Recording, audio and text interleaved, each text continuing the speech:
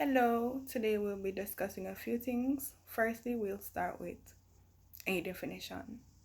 A horizontal direct investment occurs when a company establishes its same operations in a foreign country as it operates at home.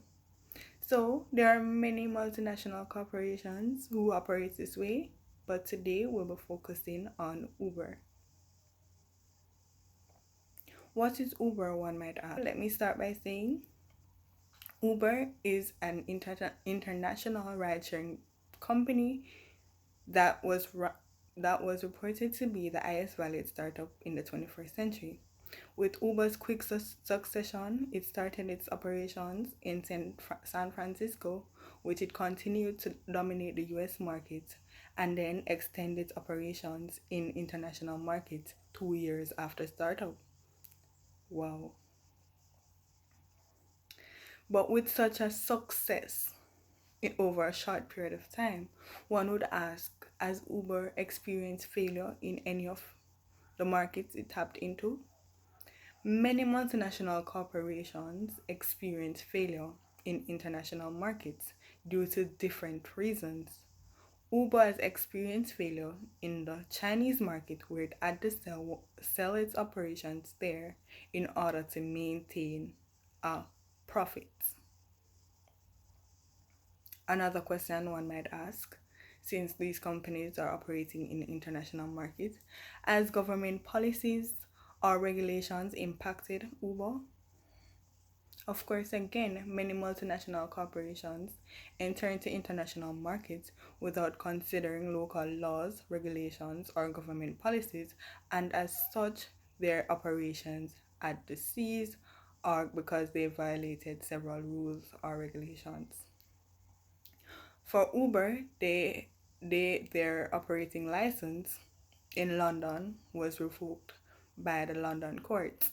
This was due to the complaints from local taxi companies who stated that Uber was bypassing expensive permits as well as local laws and regulations, which gave them a competitive advantage.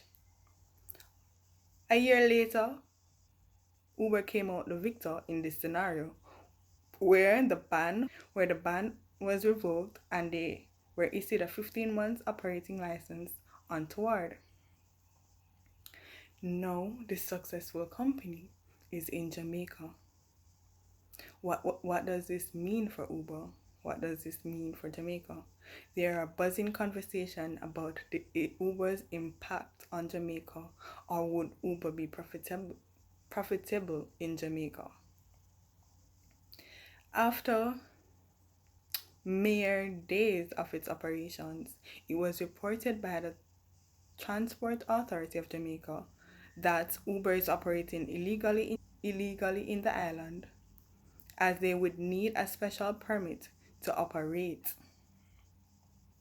This is no news for Uber as they have experienced resistance from taxi industries as well as regulators in their home country US and across the globe. So we will see how that turns out for them in this scenario. How will this this benefit Jamaica?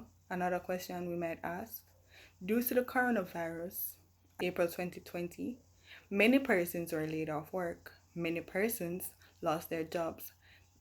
Now with Uber in our market, many persons has the opportunity to now work. As a result, this will reduce unemployment as such, many persons are now able to have income to spend, as well as this spending of income will increase the revenues for the government, as that is general consumption tax would also increase with these increased consumptions.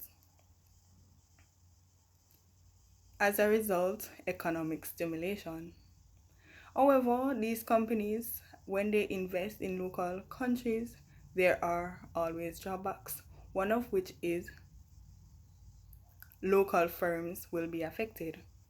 As Jamaica has Several taxi companies operating in the Kingston area, namely On Time and Nice and Easy, with Uber's lowered prices, this will affect this competition from Uber will continue to drive the prices down, in which some of these firms will unable to meet these low prices. As such, they will lose customers and others will be driven out of the market. What do you think? Will Uber be successful